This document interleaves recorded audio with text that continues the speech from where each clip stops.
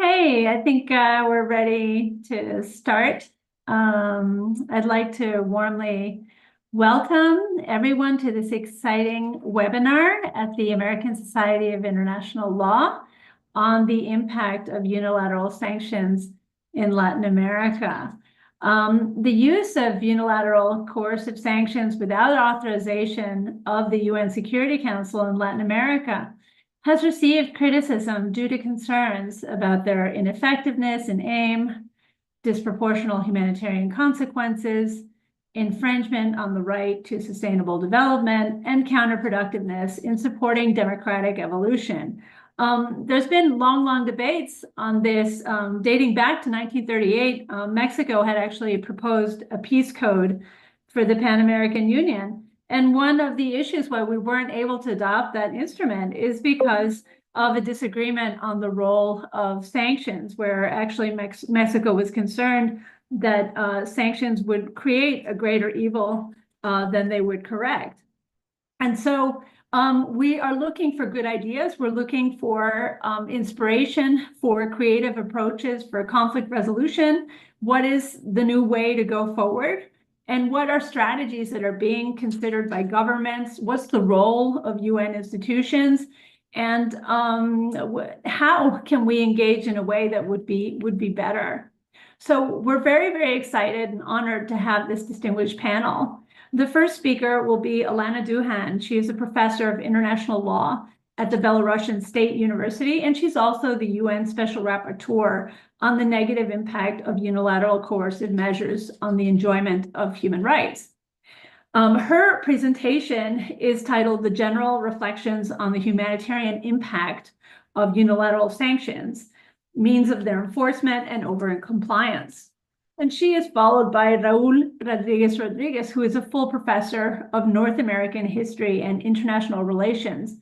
He's currently the director of the Center for Hemispheric and U.S. Studies at the University of Havana. His presentation is titled "The Impact of Unilateral Sanctions in Latin America, the Case of U.S. Unilateral Sanctions on Cuba."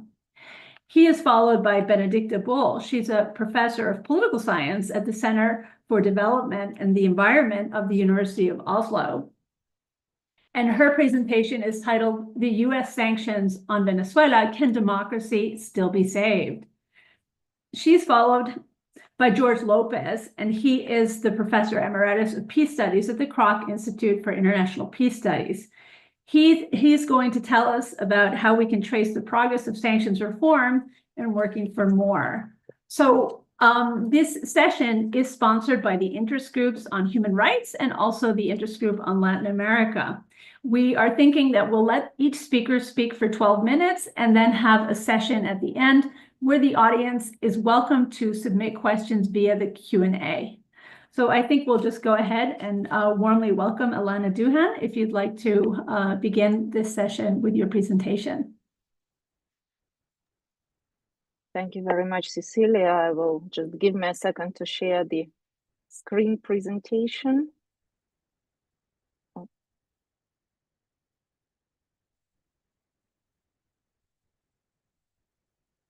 Hope it's possible to see it. So first of all, I would like to thank Cecilia for her efforts to organize this event and inviting me to speak today. Indeed, I will do just a very basic overview of the unilateral sanctions regimes today, as well as we'll try to demonstrate some of the legal challenges as well as humanitarian challenges. When we're talking about unilateral sanctions, we're usually talking about it as about something like single thing happening. But in reality, we are talking about multiple formats of unilateral pressure.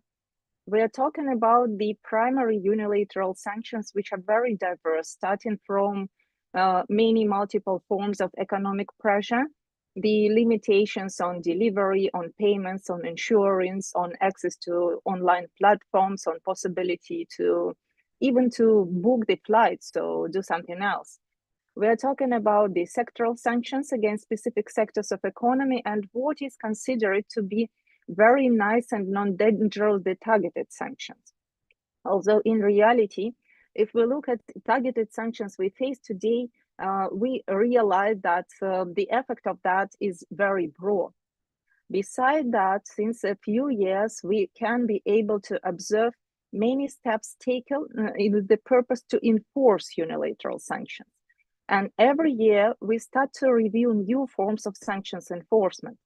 If 2 years ago, we were mostly talking about secondary sanctions only, that means sanctions imposed against individuals who or companies which circumvent primary sanctions regimes. Today, we are also talking about the multiple criminal charges. The sanctioning states like the US, European Union, UK, are adopting legal acts criminalizing sanctions circumvention or assistance in sanctions circumvention. We are facing multiple seizures by customs officers of different goods, civil penalties, and many other elements, including the reputational risk sometimes, even constituting the threat to life of specific individuals. And as a result, we end up in the situation of overcompliance when in reality, to make it very simple, no one knows what exactly is happening. And everyone is scared that in one way or another, the sanctions regime may be violated. It's very important, however, and that's my main message as a mandate holder, that we need to assess every single step and to identify whether specific unilateral action or unilateral pressure applied by specific state is legal or illegal from the international law perspective. From the perspective of international law, there are several ways where to identify the activity as legal. So states might implement sanctions of the UN Security Council in strict frames of the authorization. States might start criminal case with international crimes are committed under the universal jurisdictions. States can take unfriendly but legal measures as retortions, and states may invoke and apply countermeasures in accordance with the law of international responsibility. At the same time, besides that, today quite often unilateral sanctions are announced to be the means of foreign policy. The decision, for example, of the European Court of Justice was very clear. The European Court said that we shall not assess restrictive measures of the European Union as countermeasures. That's a part of the foreign policy, so the Council has an incredible discretion on deciding what measures are to be imposed. That basically means that assessment from the perspective of international law is not done, and European law only is implemented, and the same approach is taken by the United States. Even more complicated situation exists when we talk about the means of sanctions enforcement. Today, when I started to try to develop the monitoring tool of the impact of unilateral sanctions, I ended up in a very difficult questions. What countries shall be identified as countries under sanctions? Because besides those being under primary sanctions, multiple individuals and companies are under secondary sanctions. Like, for example, United Arab Emirates or Turkey, which are not under sanctions directly, but nevertheless, the economic losses due to secondary sanctions are incredible. Around a quarter of sanctions imposed on China are not sanctions against China. They are sanctions, secondary sanctions to impose sanctions against Russia, Iran, or North Korea.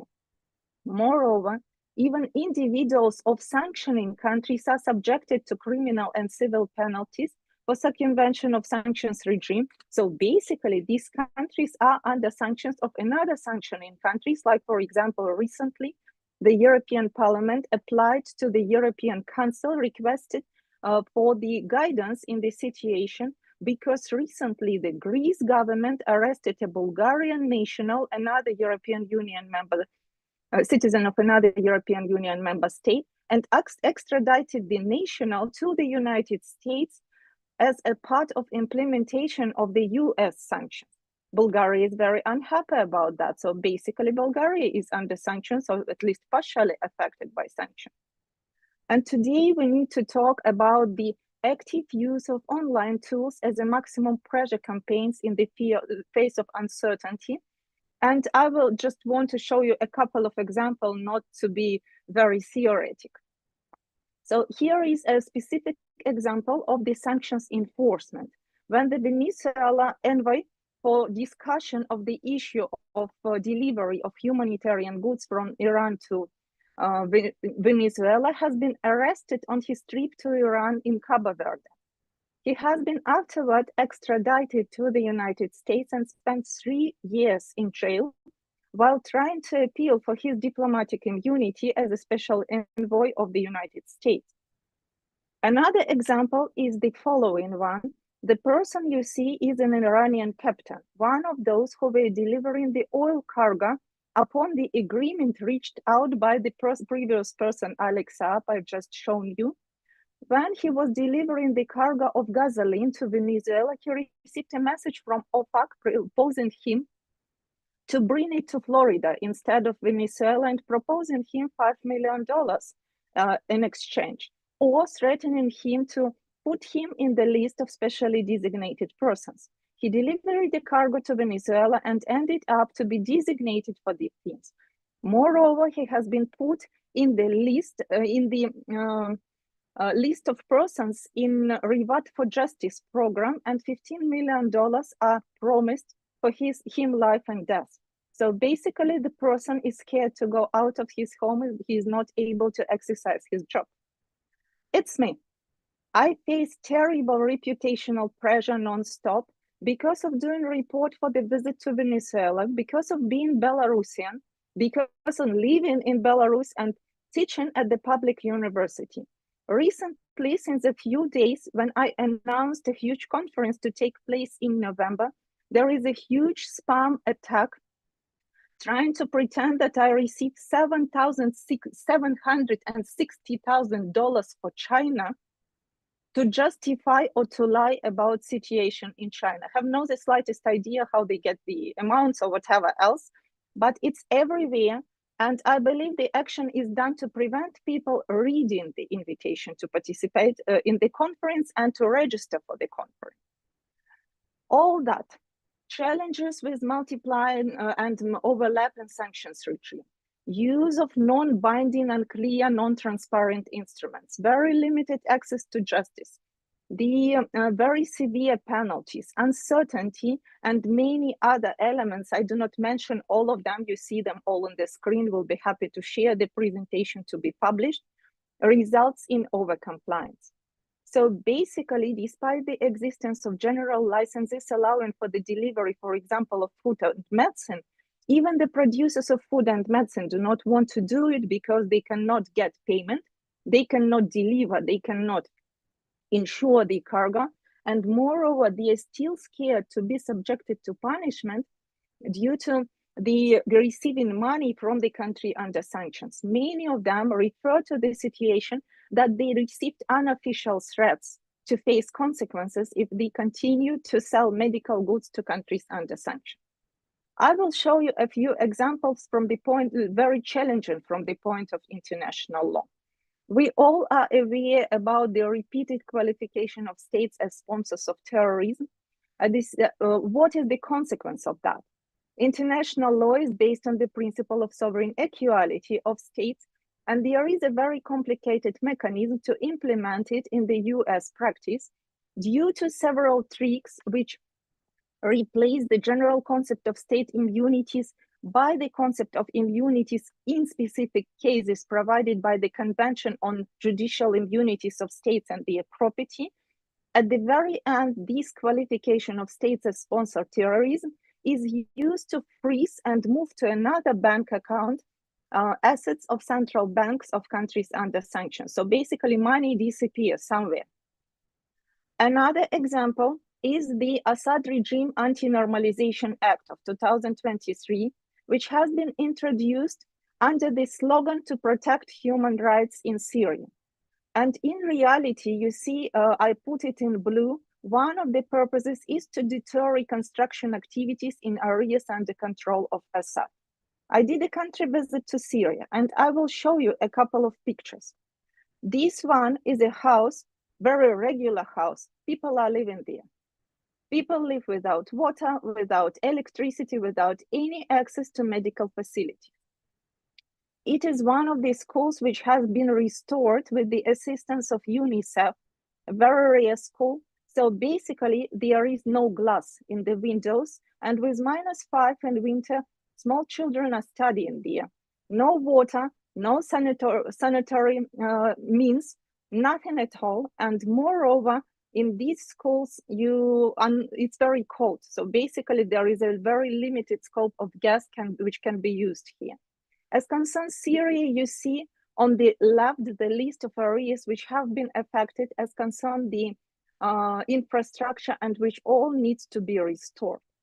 Targeted sanctions, unfortunately, are also very far from being safe and being nice. In reality, they violate a number of human rights. I understand that my time is over, nearly over. We'll try to be very fast. I will not go through in depth of every single area. What you see on the screen is a very brief overview of my report on the impact of UCMs on the right to health. We'll be happy to share the link to the report, but in reality, the access to health and the access to the health facilities is incredibly limited. Moreover, the conditions which are necessary to ensure the proper access to health facilities and the reasonable health possibilities are not observed at all. Similar situation exists as concern the access to the right to food.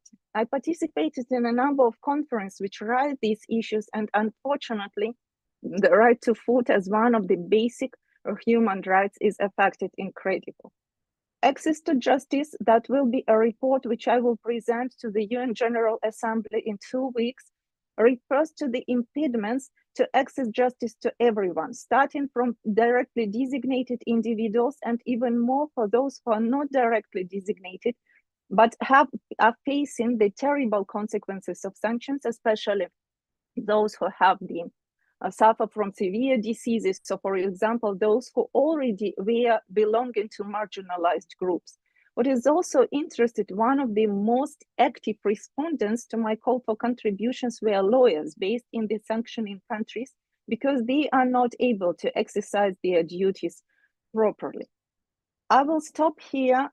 We'll be happy to answer your questions if you have any, and I will just invite you to use the platform for monitoring tool to assess the impact of sanctions, and invite you to participate in the conference on the 21st and 22nd of November. Thank you very much. Thank you so much, Alena, and you're free to put the links on the sidebar to share with everyone as you wish.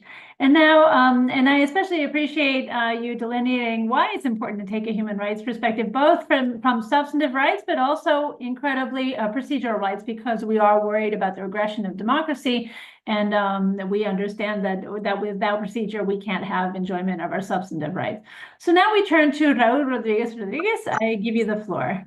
You have 12 minutes. Thank you. Well, thank you very much. I could resume my presentation by saying that most of the things that have been expressed by Dr. Douhan apply to the Cuban case, but that would be just very simple. I want to really thank Cecilia for this invitation, and I'm enjoying already this webinar. And my presentation, I will read from some notes for the sake of time, and I will concentrate on the hold on. I will concentrate on the case of Cuba. But one of the things that I wanted to start saying is that, as we all know, the United States is the world's most active user of unilateral sanctions. And it happens to be in the Western Hemisphere. And it happens to be very close to Cuba. We all remember, we've seen that the study, Economic Sanctions Reconsidered, in the 1990s, the United States was already the biggest sanction user. And if you look at the latest Treasury report in October 2021, it has increased 933% in the last 20 years. I wrote a longer presentation, but for the sake of time, I will really read from my notes and comment on that. In Latin America, some of the uses of sanctions have to do, for example, with the Foreign Narcotics Kingpin Designation Act that deals with aspects of drug trafficking and money laundering. Here we have cases in Mexico, Panama, the Virgin Islands. We also have examples of the global Magnitsky sanctions. But the cases that I'm going to refer with more detail are the case of Cuba. As a Cuban living in Cuba, I have a bit of experience in that. One of the things, there are two main cases in Latin America, as this seminar deals with. The two most relevant cases are also very politically prominent, are the cases of Venezuela and Cuba. And the case of Cuba stands out for its longevity. That is, it's the longest. If we take President Kennedy's February announcement, it will be 62 years, but there's more than that in terms of sanctions. Now, for 6 decades, the unilateral coercive measures have been at the core of U.S. policy towards Cuba. The system of sanctions stands out for its comprehensiveness and has become a formidable obstacle for the island's sovereign right to conduct its international economic relations.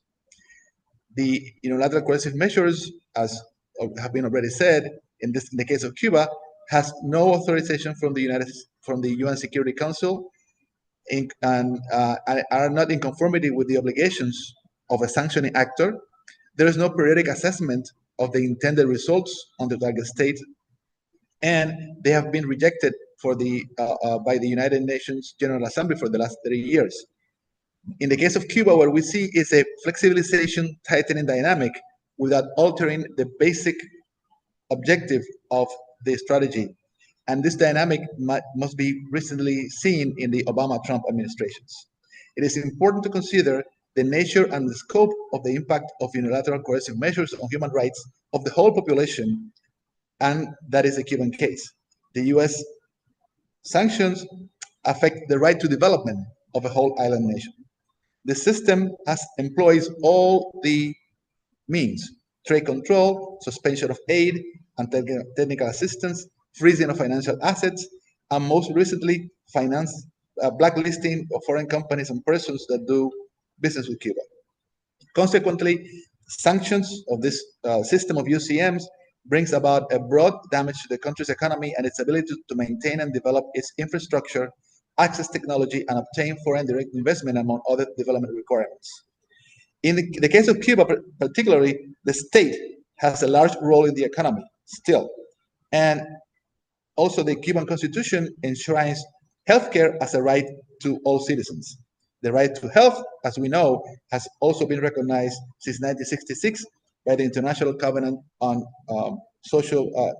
Economic, Social, and Cultural Rights. Now, by undermining Cuba's overall performance and significantly the Cuban state revenues, sanctions lead to import cuts, scarcity of essential goods, and consequently the living standard of the Cuban population, who relied on the Cuban state for healthcare, education, and transportation. I have quotes here that I'm not going to go into some of these details. Now, what it is presented as an embargo, it is a combination of statutes and regulations that have been modified over time. When it is pertaining the case that the Cuba sanctions are, again, multifaceted, and they involve various types of measures and affect different actors. For example, measures prohibit travel, transactions in US currency, trade with US companies, and export of medical equipment to treat threatened pathologies, exports of technologies. And also the United States blocks the access to Cuba of international financial institutions, as in many ways secondary sanctions. There were two important modifications of the sanctions regime imposed on Cuba since 1962. These modifications were laws by U.S. Congress, the Torricelli Act and the 1996 Helms-Burton Act. For example, the Torricelli Act of 1992 prohibited trade with U.S. subsidiaries in third countries and prohibited vessels which call on a Cuban port to go to a U.S. port for the following 180 days. We can understand what kind of impact does it have as a secondary sanction and extraterritoriality in the case of Cuba's foreign trade. Also, the Helms-Burton, which is even more consequential, of 1996, has in Title I that Cuba would be denied access to the international financial institutions. Although there are avenues in which Cuba could access those organizations, but the mere fact that the major or the most important stakeholder of those institutions, which is the United States, opposes that, really limits all the possibilities of Cuba to access any kind of loan from that sense. Another important issue here is that development aid is not available from the United States to Cuba by U.S. law. There's no United States development, and U.S. aid funds are provided for non-state organizations circumventing the Cuban government, and they're aimed at promoting human rights, but only from the civil and political point of view. There are other looks at that. Now, Title III of the Helms-Burton is deeply consequential because, among other regimes, it really is very particular. I would say, it's unique to Cuba. Expropriated nationalized Cuban property is considered stolen, and consequently, trading with goods manufactured or by this property is investing in stolen property and is deemed illegal by the United States. Now, what does it mean? That for every foreign investor other than U.S. investors that want to invest in Cuba, even having that possibility, they feel limited, and there is a lot of de-risking and over-compliance in every of these actions of how this business will be conducted, out of fear of being accused in U.S. courts for trafficking with stolen property. So it has a strong extraterritorial impact in this sense. Now, if the United States simply adopted a policy of bilateral suspension of trade and aid, it would be less detrimental to Cuban development strategies and lesser infringement of a Cuban right to development. But the United States regime is structured to constrict Cuba's trade with third countries, as I've just explained. It generates chill effect and creates obstacles to attract foreign investment. There are also, and it was already mentioned before, there are also measures that are not designed as sanctions proper. We could see this, and I would like to hear other opinions, like the being designated state sponsor of terrorism. Cuba has been designated state sponsor of terrorism, and without even entering in the reasons why, which is a whole discussion in itself, there's no reason for that, but it's a unilateral designation and makes Cuba a target for additional disruption, especially of the financial sector, and promotes increased scrutiny and de-risking in banks if they are going to engage in dealings with Cuba. Just try to send a check and say that writes Cuba on the back and see what happens. And that would be a nice experiment. So even for transactions that are even clearly permitted under U.S. law, companies and banks can expect inquiries from the United States Treasury Department, and they would really abstain from going into these activities. That is also that was mentioned, because instructions are not clear, and even things that may be legal are not followed because banks go into strong de-risking activities and over-compliance. So banks are never sure of if they meet the legal obligations on those U.S. regulations, and they face uncertainty, and increasingly chosen to withdraw altogether from countries like Cuba because of a high risk of these transactions. And that is very important in this case. One example, between August 2021 and February 2022, a total of 100 foreign banks were involved in 261 enforcement actions, including closing bank accounts, establishing, terminating contracts, returning transactions, refusing to create accounts, and canceling passwords for exchange of financial information. And that is particularly in the case of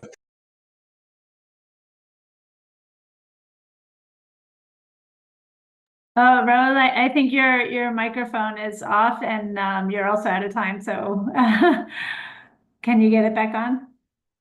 Sorry. Okay. Okay. I will conclude very soon. So these measures are really targeted and concentrated on the strength of Cuba, tourism and export of professional services, and they try to exploit the vulnerabilities and the energy dependence and Cuba's reliance on foreign investment. Two quick examples to finish. There's a concerted effort to stop and hinder the Cuba oil trade with Venezuela, which in itself, by listing companies and insurance companies that insure those shipments, in itself is an infringement of trade between two sovereign nations, Cuba and Venezuela, and the United States is trying to stop that in that sense. Another example, and I quickly end on this, the example of tourism. This administration has just ended a few months ago the ESTA visa waiver. That means that people from the United Kingdom, France, Spain, and 30 other countries, if they go on holidays to Cuba, they finish or they stop that visa waiver. So if you from Norway would like to come to Cuba on a vacation, then you would have to rescind your visa waiver to the United States, and that has an impact on tourism and on Cuba. Now, finally, overcompliance is also a big issue. The first, there are many requirements, and one final thing. There's a lot of talk about humanitarian exceptions and how to deliver these humanitarian exceptions. One final example, just last month, a US-based activist wanted to deliver 100 tons of flour to Cuba as a humanitarian action. The campaign took months, and they looked to 14 US enterprises to buy that wheat or flour and send it to Cuba. They could have no answer from US companies that would even do that, and they have to buy it from Turkey, circumventing all the sanctions and circumventing all these things. So it does affect humanitarian aspects. If I took a little more, I thank you, and I'm happy to take questions. Thank you, Ro. That was really indicating the importance of understanding the scope. And that obviously we have to do assessments regarding intended impact in relation to basic concepts of proportionality, because many of these consequences have gone far beyond what I think the intent of the sanction was. So now we'll turn to Benedicta Bull. We give you the floor. Thank you. Second, here we go. Yep. There we are. Thank you very much to Cecilia for bringing me into this very exclusive group of legal scholars. And I'm sorry that I've still not been able to turn off the sort of automatic translation of on my screen. It's worse when I speak Spanish or Norwegian, because then I mess it up completely. I'm going to talk about the impact on a different issue on democracy and using the case of Venezuela that I've studied. I will base myself partly on a paper I published with my colleague Antulio Rosales a little while ago, which is called "How Sanctions Led to Authoritarian Capitalism in Venezuela." So I'll post that in the chat after I'm finished. But I think it's quite evident that if you look at the most sanctioned countries in the world and compare it with any ranking of democracy, it's very clear that these are also among the least free, the most undemocratic countries in the world. Venezuela doesn't appear here on the top of the list of the most sanctioned countries, but I think it's important to look at qualitative measures as well, because Venezuela has been exposed to oil sanctions since 2019, and with a country that lives off of has like 97% of its export income from oil. That is, of course, a very important limitation on its economy. Also, the research, the political science research on this shows quite clearly, and it's recently confirmed that that sanctions have a negative impact on democracy, which is quite ironic, because sanctions are sometimes, and especially in the case of Venezuela, imposed in order to encourage a democracy. This quote here is from a very recent quantitative paper that shows that sanctions have marked negative effects on democracy for at least 3 to 4 years. And the explanations in the literature is various. Sanctions may provide scapegoats for governments for policy error and bad management. It generates a rally around the flag effect, kind of using nationalistic arguments. It might contribute to tightening governmental coalitions. It increases repression, and often it weakens opposition. I will emphasize also that sanctions, for quite natural reasons, often strengthen the entanglement between the governments and illicit actors. And I think that is one of the key effects of sanctions in Venezuela. But just very briefly on the sanctions against Venezuela. Venezuela was exposed to an arms embargo already in 2006, and that was also when some of the individual sanctions starts. There's a whole list of different laws and different types of individual sanctions. The arms embargo had principally one effect, and that was that the percentage of the Venezuelan imports of arms that Russia represented went from 0 to 70 in 1 year. But none of these had major effects on the economy. What really impacted the economy was the financial sanctions that started in 2017. They were ramped up later, and then came kind of what we all thought of was the nuclear option, the oil sanctions imposed from 2019 and onwards. And I'm focusing here mostly on unilateral sanctions from the US. Venezuela is also exposed to sanctions from the EU, from Canada, and a few others, but they are of a much less impact on Venezuela. And that happened in a kind of in the context of very different political strategies. So I'm a political scientist. I don't only look at the laws, but also kind of what do they try to achieve with this? And I think under George Bush, the early sanctions were against, because Venezuela didn't so-called cooperate under the sort of anti-terrorist campaigns. That was more of a kind of signaling form of sanctions. Under Obama, I would call it more punishment for not living for some different human rights, democracy abuses. And then came Trump and wrapped it all into what they called the maximum pressure campaign. And the idea was to sort of impose the most harsh sanctions possible without any real theory of change, but with the idea that the military would turn against Maduro.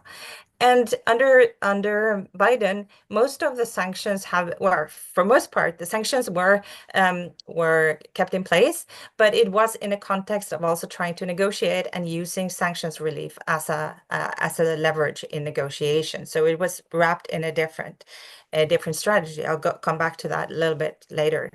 Looking at sort of what happened with democracy in this period, it's very clear that Venezuela went quite quickly downhill in terms of all sorts of democratic indicators. This is from Latino Barometer. It shows the satisfaction with democracy, that it starts to decline already in 2007, and it continues actually pretty much until the sanctions are imposed.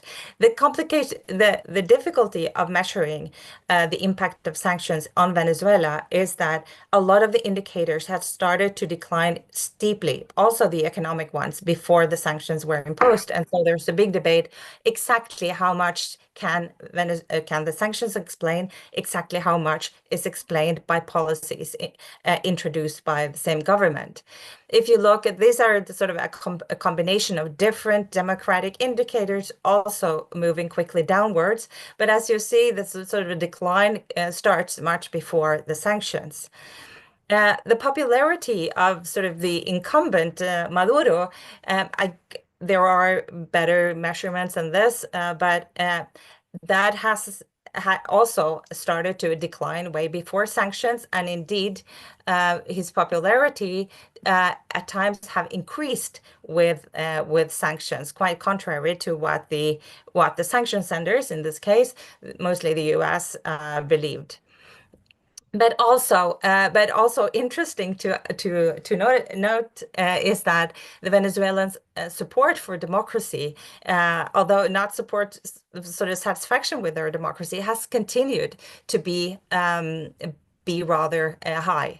And the number of Venezuelans that argue that a authoritarian country would be preferable to any other country, any other government, is still very low. But in terms of the economy, of course, the sanctions had a direct impact on oil sales, and I'm talking about from 2019 on, and not only on oil sales to the US, but also to other parties. This is oil sales to China, and we see that they also plummet from 2019 due to the secondary sanctions, although there's probably some oil sales going on here that's not recognized in these statistics because it's informal. The economy experienced a complete collapse between around 2013 and 2021, an 80% fall of GDP.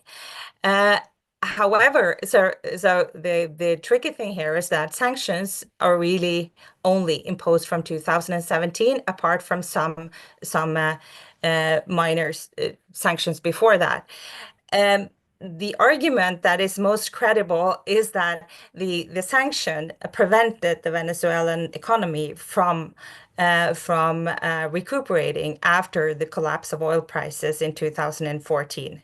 Had it been able to make loans on the global market, had it been able to sell its oil after 2019, the oil business could have recuperated some of its deterioration that goes further back than the sanctions imposed. And that had, of course, so if you look at the oil production resulting from this, it starts to drop in 2014, and it continues, and it gets steeper until it actually ticks up a little bit after the sanctions are imposed.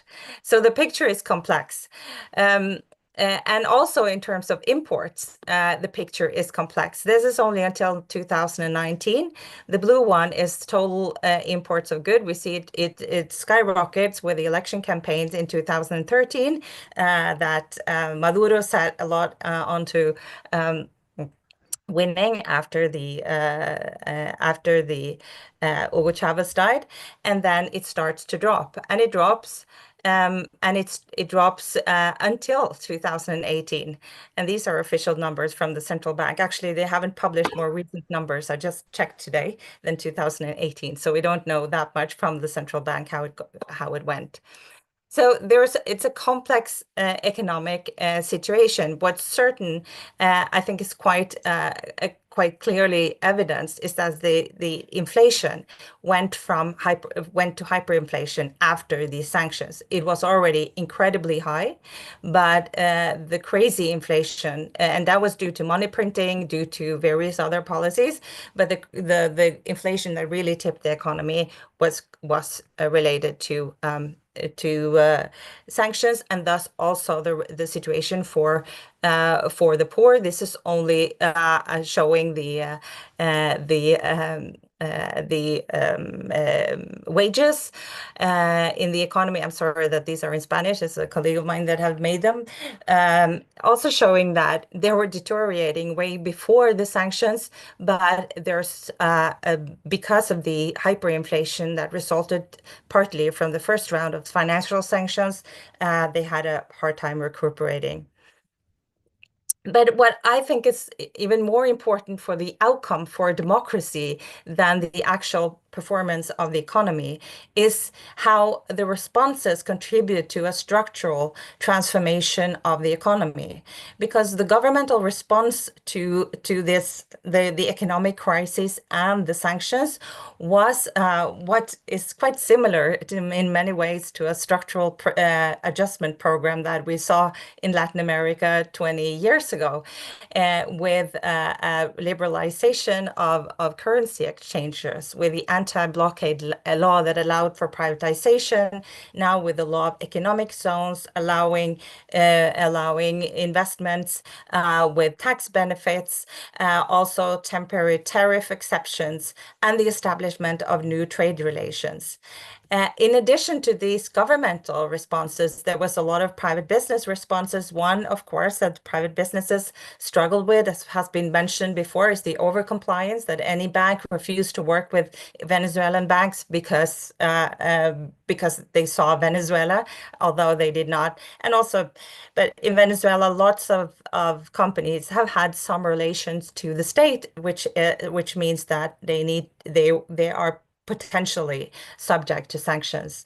You saw the triangulation, establishment of bank accounts abroad, various other very costly measures for the businesses, and lots of them going informal rather than formal. So I would say that you saw sort of at least 6 qualitative economic shifts, partly resulting from sanctions, reorganization of international trade, increased smuggling and other criminal activities, weakening of formal and strengthening of informal activities, and that's not necessarily criminal, it's just lots of informal activities to simply being able to survive. Everybody that lived in Venezuela in these days were doing their trading and different other kind of informal activities. At the same time, new elites emerged associated with the government, because the government logic was to survive in this context. And to survive, they also fostered the establishment of a new elite, new inequalities and parallel economies, and new sectors and new business practices. So, and in the midst of this, sanctions became... You're out of time, if you could wrap up. Yes, I'm wrapping up. While there was a debate on sanctions to start with, most Venezuelans now really disapprove of the sanctions, and that goes across the political spectrum. So what did this have to say in the run-up to the 2024 elections? I don't have time to go into all of this, of how the US tried to use sanctions relief as a leverage to encourage free and fair elections in the 2024 election. It was a broad set of agreements, the Barbados agreements, US declarations after that, and then the US negotiated Qatar agreement, promising both actually sanctions relief and also amnesty after if the 2024 elections were free and fair. Now you saw that, and also a number of other punitive measures that I don't have time. There was already mentioned the $15 million bounty on the head of Maduro and several of his allies. What we saw was quite the opposite. You saw a crackdown on opposition and fraudulent elections, and a severe post-election repression, in spite of strong evidence of a kind of completely blunt election fraud. So the lessons, I'm moving quickly here towards the lessons from Venezuela. I think that there's a lot of well-known mechanisms at play.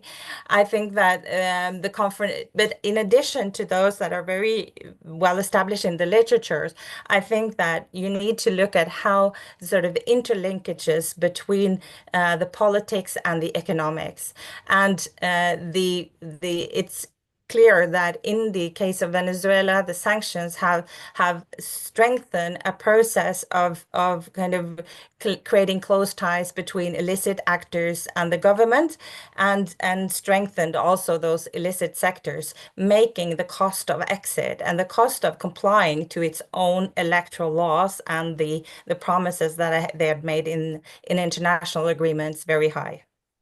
Thank you. Thank you, Benedicta.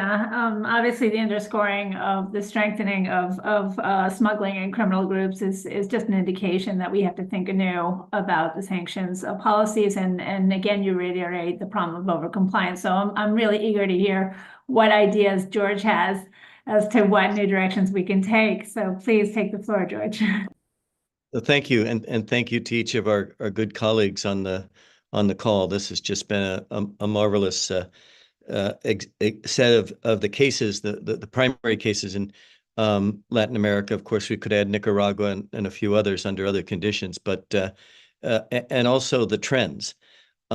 It's no secret that the legitimacy of sanctions, certainly at the UN Security Council, and the proliferation of regional organization sanctions, as has been mentioned about the EU, and the boom in U.S. autonomous sanctions has rightly generated controversy and concerns in policy circles. I think over the last 18 months, we've seen in the United States a large increase of critique of U.S. sanctions enterprise generally, but also autonomous sanctions. Used too frequently, used ineffectively, don't produce results, have become not only too easy to impose, but they become a substitute for the policy instead of a means to a policy. And lastly, they are worse than a complicated avocado or onion if you do try to incentivize behavior by, and I think the Venezuelan case is an example, by incentivizing through sanctions relief, you partially decompose one sanction only to have, in the U.S. case, the State Department say, well, we can do that, or Treasury, we can do some of that, and then Justice Department say no because of, or the U.S. Congress say no because we passed our own resolution about those private actors, etc. Faced with this growing controversy, a group of us who had been sanctions researchers and other people in the practical sector got together in the spring of 2021 and thought maybe we could put together a kind of transnational multi-stakeholder initiative, a kind of trisector as is seen in particularly in Europe, that would include public, private, humanitarian, and human rights actors to raise questions about, can there be something done to mitigate against this continued rise in various regulations that winds up having sometimes unintended, unfortunately, sometimes intended negative human rights or humanitarian aspects on the populations that are not responsible for the bad policies that were originally sanctioned. And we wanted to do that also including some friendly government actors who were interested in working on mitigating and minimizing humanitarian impact, but also didn't want to dispose of all sanctions. We heard from government people, particularly even some humanitarian actors, that when they see mass atrocities being perpetrated, like in Myanmar, when they see an invasion like Russia of Ukraine, they think it's important to retain the integrity and strength of a sanctions mechanism under those conditions.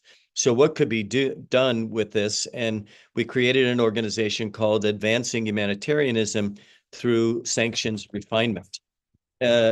Some of the good people on this call, certainly dozens of other good scholar practitioners and policy groups have provided us with the ample evidence in which sanctions go astray and move beyond what they're supposed to go beyond and create humanitarian harm with no change in government policy. So armed with those and with bringing together 40 or 50 mixture of humanitarian groups, national actors, occasionally an EU regional actor, we gathered in Wilton Park in the UK in May of 22 and then May of 23, very much inspired in May of 23 by the United Nations Security Council creating the remarkable humanitarian carve-out in UN Security Ground Resolution 2664, which gave us a kind of opening to particularly look at targeted financial sanctions and scrutinize them in a new way. And so empowered in part and energized by that and working with the specialists in these fields,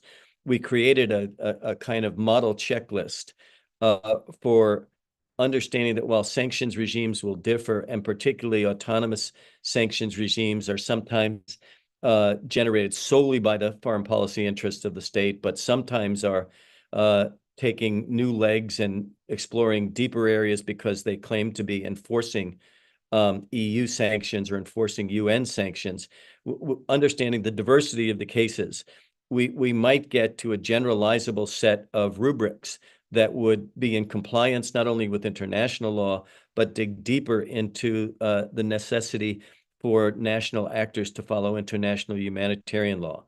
So what the checklist does is to try to set up a series of guideposts in which the development and design of sanctions, even before they're declared and implemented, might, let's say in the word of government, go through a couple more check hoops to see whether or not only are you running astray of the direct laws of international humanitarian impact that should restrict that sanction or eliminate it, but also you can examine ongoing sanctions cases and decide, did we intend to cause 200% inflation? Especially because that doesn't affect the government, affects the small businesses, the other people, et cetera. We didn't seek to restrict pharmaceuticals coming in, but transportation and insurance sanctions have now resulted in that. How do you mitigate that? So we provided a series of rubrics that a country could guide itself on in developing particularly humanitarian exemptions, and learned some best practices from European and other countries. And to ensure that, again, this thinking about humanitarian exemptions occurs at the design process of sanctions. And you build better specificity into a sanctions legislation or declaration than has been the case up to now. And you don't wait for demonstrable deterioration through humanitarian impact be documented by a policy think tank 2 years later. We tried through the checklist to build in a rubric where we'd question whether or not national decision makers had developed contingency plans for more substantial and direct exemptions in the event of natural or human-driven disasters, whether it be famine, whether it be hurricanes, earthquakes, or even special accountability for generating new exemptions when conflict or violence-related disasters happen to a particular population. So one of the concerns that Alena raised, of course, was the difficulty with getting enough exemptions for construction in Syria, which seemed to be restricted by a rubric that hasn't been re-examined very much by the United States. In addition to lots of our interactions with stakeholders, humanitarian organizations and sanctions units from states, we found out that there was an interest in their own thinking about their daily operations to harmonize better what constitutes humanitarian exemptions and to consistently evaluate their adequacy. That there's become a complacency with a type of exemption which generates its own series of problems, but that second order and third order problems are seldom addressed directly. Building from a kind of consistent claim we heard from humanitarian groups, the checklist tackled some ways in which we could clarify language and up-to-date guidance for those who impose sanctions on how to provide a more tailored and regularly updated public and private guidance to relevant sectors, especially the business and banking communities that are always looking at, as we talked about in this panel, over-compliance. A good colleague of many of us on this call, Joy Gordon, just published a great article in Le Monde Diplomatique, this article particularly on Cuba sanctions, in which she said, when I look at Treasury and what Treasury has done over the years, the first dilemma that leads to over-compliance and lack of risk-taking is a tremendous ambiguity in the regulations that OFAC sets. And the second is the severity of the penalties imposed when folks unintentionally run afoul of these sanctions compliance issues. So one of the things we've tried to do is to push the treasuries or the implementing agencies of countries to be much more self-scrutinizing of what they're doing and try to be more engaging with the businesses and banks that are charged with implementing these. Another dimension of the checklist is the need to identify potential bottlenecks and the barriers to legitimate trade and financial transactions that weren't originally meant to come under the sanctions, but you can watch the decline in them, as Benedicta talked about, of legitimate trade and these kinds of international exchanges. And what are the ways, particularly with regard to remittances and the flow of essential goods, that is interrupted because of your sanctions in an area not of that sectoral good, but again of things like transportation, insurance dynamics, etc. We've tried to put in place in the last phase of the sanctions checklist a cluster of factors that governments and humanitarian agencies might monitor with regard to what banking channels that should be safeguarded are being restricted, how are private sector actors that are engaged in trade that meets basic human needs, whether it's food, medicine, and the like, how are their humanitarian payment structures through corresponding banks being affected by these sanctions, and how can we find cost-effective ways to deregulate them from sanctions and make sustainable payment challenges available. We've just completed this last month. We're just sharing it with the critical 80 actors with which we've been involved with in this, and get their final evaluations, and it'll be much more available to the human rights and humanitarian community, like folks on this call, that they can critique and rightfully then see how they can extend it in their own circles. We're still assessing a lot of other lessons about this creation of new tools of economic statecraft. And I think one of the generalizabilities we offer is the things we learned and the behind closed doors revelation of reasonable goodwill of trying to get diverse stakeholders to create new spaces for honest problem-solving dialogue about this incredible punishing overhang that sanctions have become. Given the power of these sanctions, I don't presume to think that we created some Samson dynamic that can lift this all off the burdens of average citizenry in these old communities.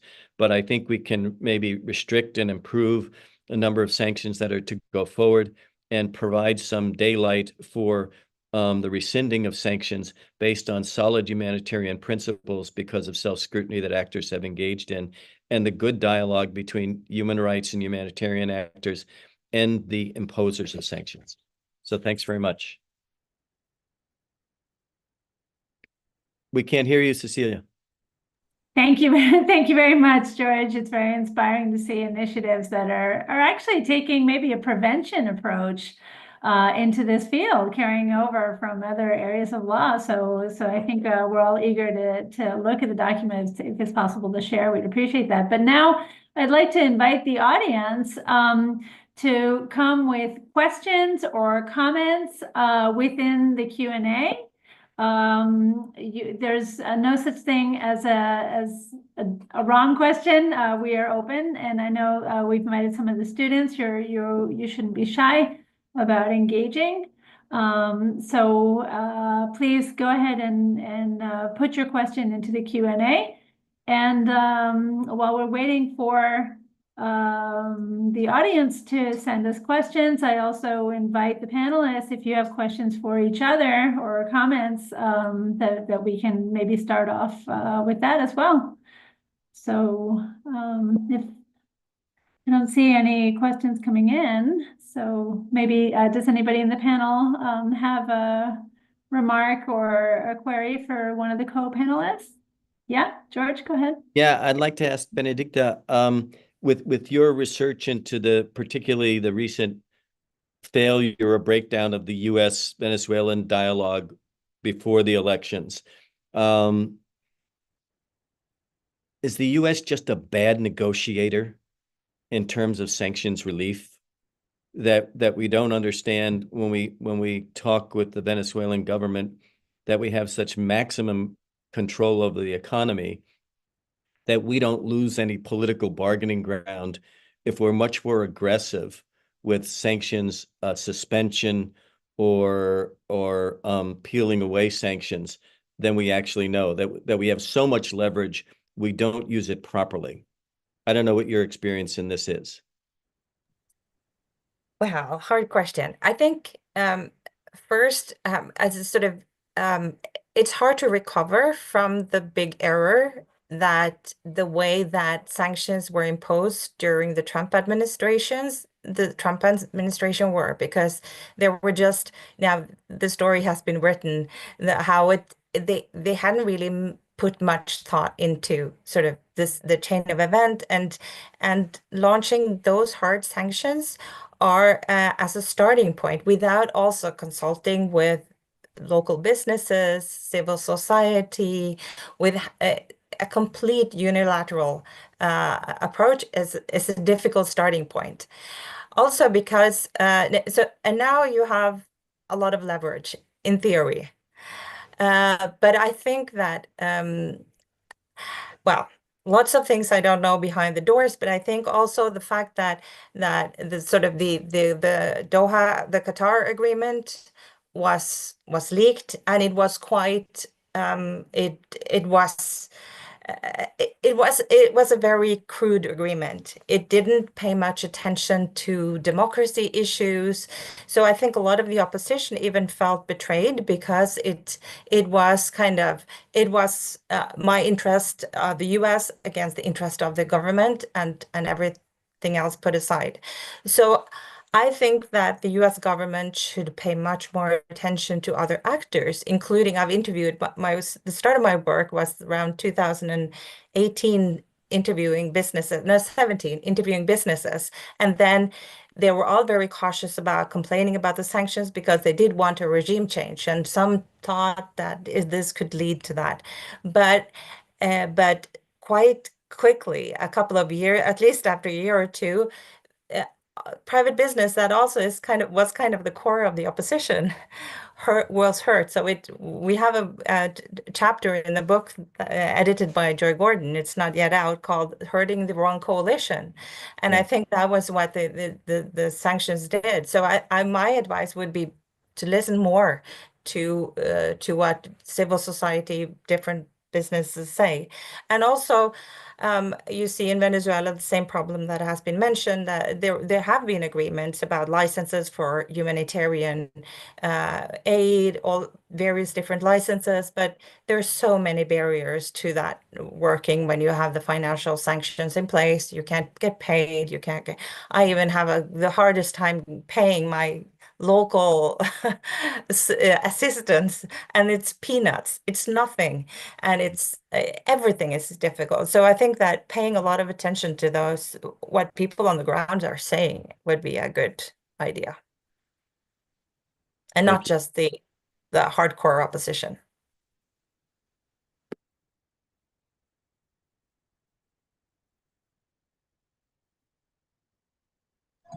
Can't hear you, Cecilia. I was just saying wise words from Benedicta. Would somebody else in the panel like to join the conversation? Well, Alena first, and then Raul.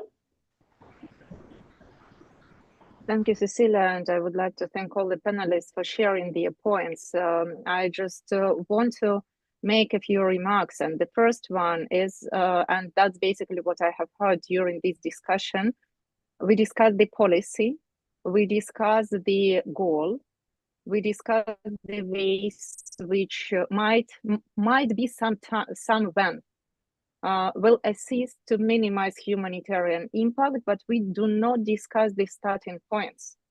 And the starting point is whether it's allowed to take these measures.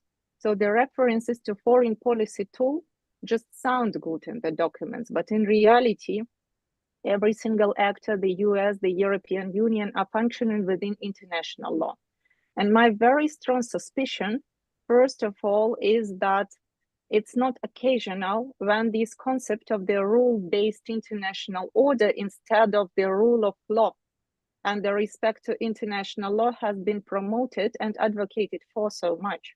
We're forgetting that basically whatever good purpose and objective we're talking about, it's not possible to treat this objective with illegal means.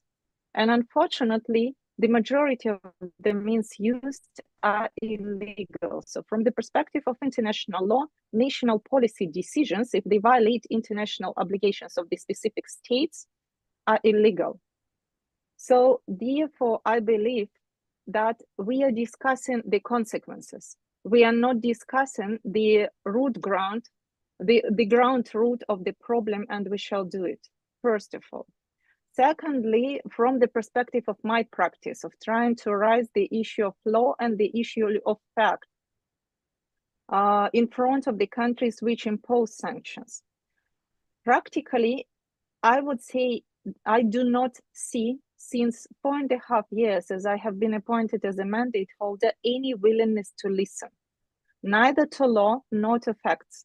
I had multiple cases when the representative of the countries which impose sanctions, we have violated all diplomatic standards of ethics, shouting that we do not care about your international law. We do not need it. And that's, I believe, is a huge problem. If we try to treat the consequences, we will never find a solution. Because if you treat something with the wrong means, you basically give rise to further violation. That's why the consequences are negative. As concerns the facts, that's another, we'll just want to give the example. It has been discussed today a lot about the impact to the access to humanitarian goods, including medicine and food. A year ago, I presented my report about the impact on the right to health to the Human Rights Council. And beforehand, I sent a number of communications as concerned the access to life-saving medicine to European Union, to Switzerland, and to the United States. And a day before my ID at the Human Rights Council, I was talking to the representative of the European Union, trying to persuade European Union to make sure that their own humanitarian exceptions are functioning, to get access to specific medicine for specific groups of people. And the next day he comes to the Human Rights Council and said, no one has ever shown you any specific evidence that human rights are violated by our sanctions. There was I can share the message to link to that report. The report is shocking. It's very specific, very factual based and evidence based. Unfortunately, the same situation I see today when trying to launch the monitoring tool for the impact of sanctions. Many countries directly affected by sanctions, not directly affected by sanctions, have reported that they have faced diplomatic pressure to prevent me from launching the monitoring tool. I do not say sanctions are good or bad. I say let's assess what is the specific impact. We need to know for sure what are the evidences. The number of measures done to prevent launching of this tool is incredible, illegal, and in violation of all possible diplomatic and ethical standards. So we need to keep in mind this part of the reality. We try to treat or address the consequences of already illegal activity and hope that they will change something for better. They will not. Neither for countries under sanctions, nor for sanctioning countries, nor for third countries. We need to know the evidences, but the evidences of humanitarian impact are ignored via all the means I have mentioned and via noise. And that's why I believe that we need to find this solution. Thank you. Thank you, Alena. Okay, so we received one question, but I'm gonna let Raul go first, and then we'll address that question. So go ahead, Raul. Okay, yeah, thank you very much. Very interesting, all the comments. I couldn't agree more with Dr. Douhan on these things. And the case of Cuba is really one of these cases. Why are the sanctions in place in the first place? Has Cuba broken international law? Has invaded a neighbor? Has we have no ethnic cleansing wars inside? So what is the reason why there is a system of sanctions? That's something that should be given more attention to this. The objective of these sanctions is basically regime change. And as I said before, it's no evaluation of the impact as they should, and many other things are not. It's totally illegal. Another point that is important that I think we should pay more attention to is what one of the points that Benedict made about the importance of the sanctions on as a tool to promote human rights or democracy. In the Latin American experience, that, in my view, fails the test of consistency, because I'm not a specialist in Venezuela, but there are other examples of countries which gross violations of human rights. I'll give you Peru. Peru jailed their president, is still in jail without trial, and and there are many other, and there's no sanctions on Peru. So it does fail. There's more to the why the sanctions are imposed. And in the case of Latin America, in the particular case of Cuba, they're basically politically motivated. We can agree or disagree with the Cuban government and the policies of the Cuban government, but in itself, and on one final point, the contradiction of those sanctions. On the one hand, for example, the U.S. government lifts the possibility of sending remittances to Cuba, but it prohibits banking correspondence between Cuban and U.S. banks. So that creates a whole set of issues, because there's money laundering, there's many other things that may happen, and then you could blame one of the actors and say, no, you don't cooperate. Well, if there is a possibility of sending remittances, why not providing all the legal avenues, make it clear for everybody to really use that tool, and that would be a good humanitarian aspect. I also want to commend George for all the work they've done, but basically I would agree that we have to look at the causes. Thank you.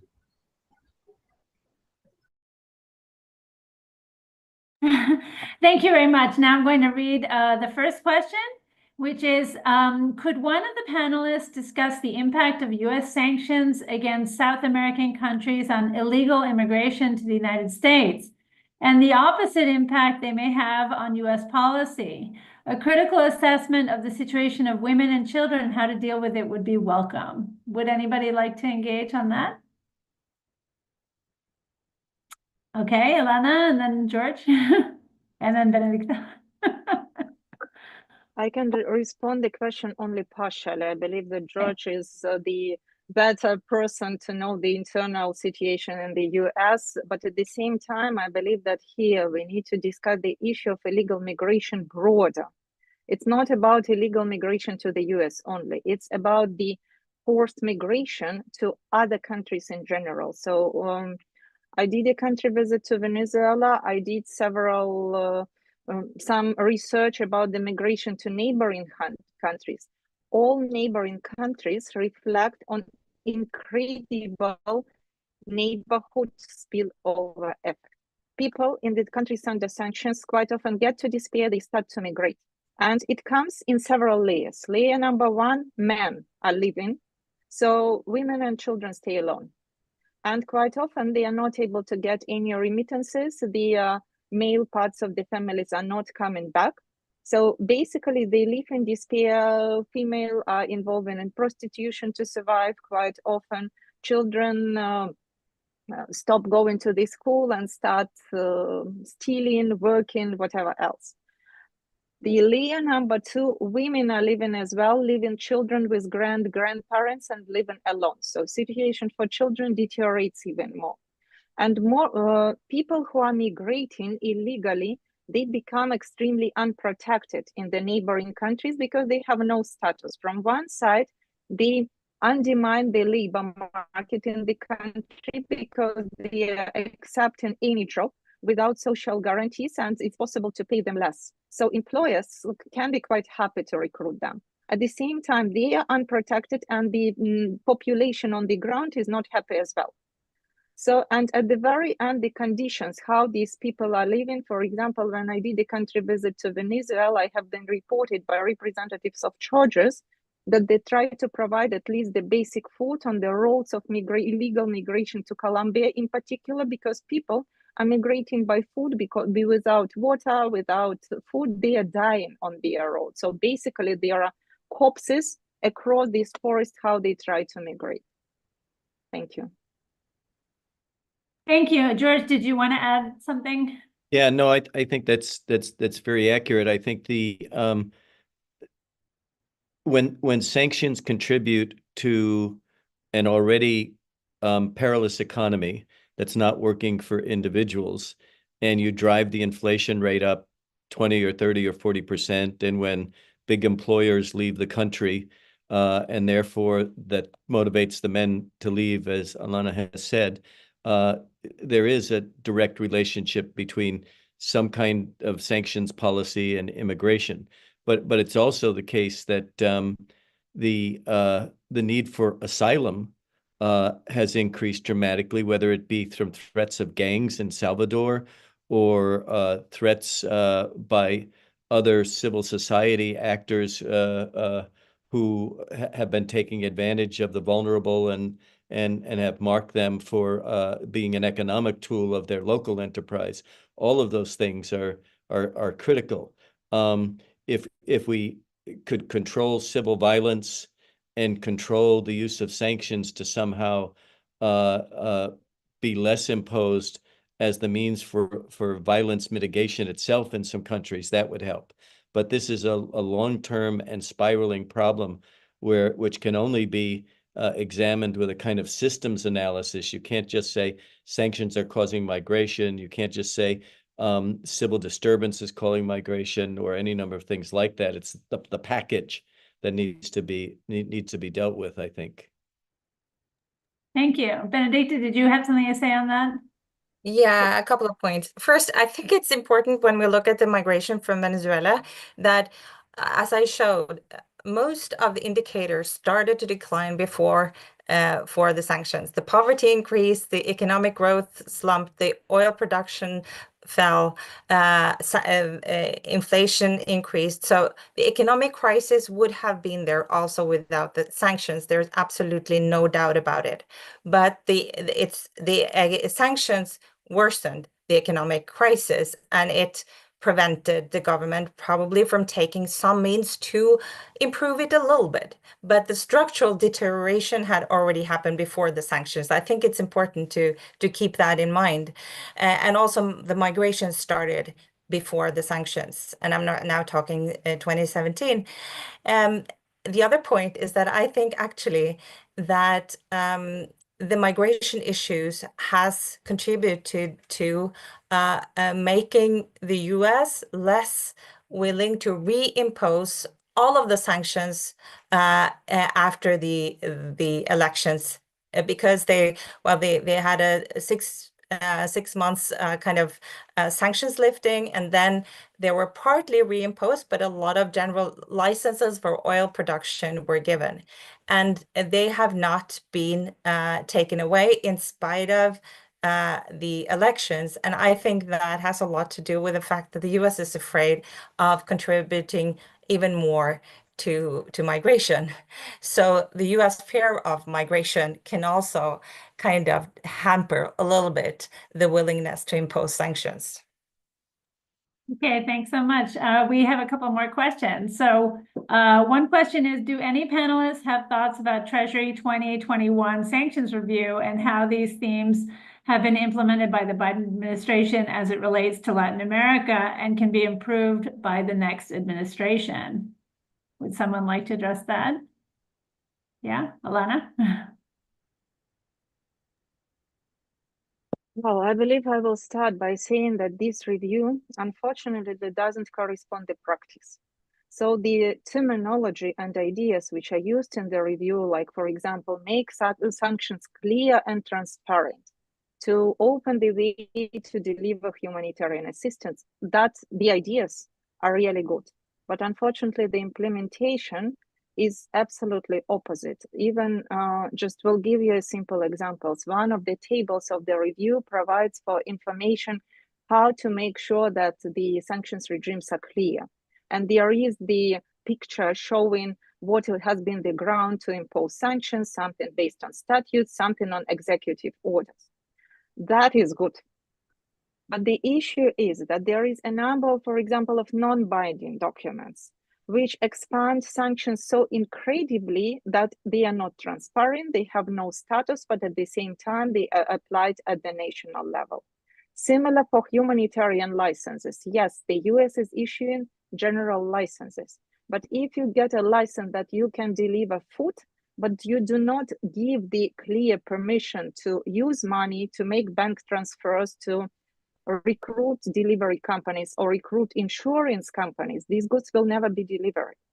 So in reality, theoretically, ideas are good. In practice, they are not working at all, and situation deteriorates, unfortunately. Thank you. Thank you. I think George wanted to say something. Yeah, so that the way Alena set it up, it really sets up the answer to the second part of the question.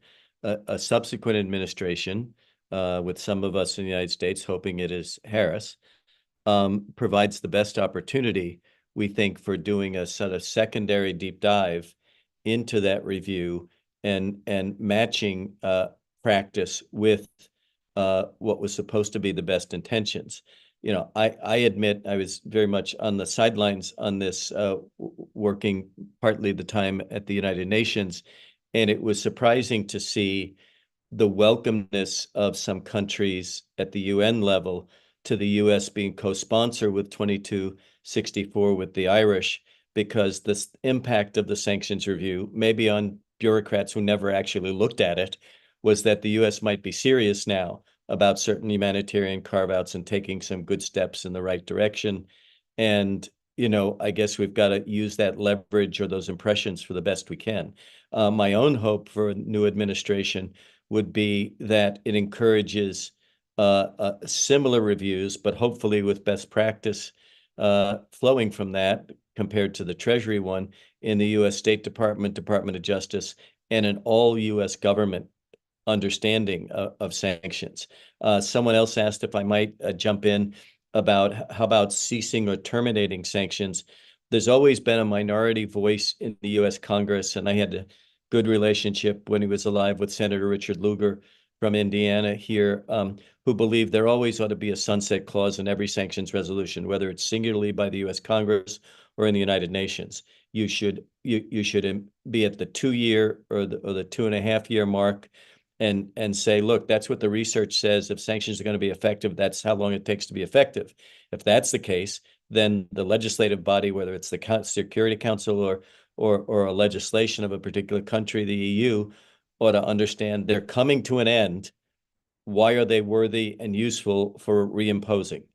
And certainly the political equation at 2.5 years will probably be very, very different than that which imposed it. So I at least am a big fan of sunset clauses.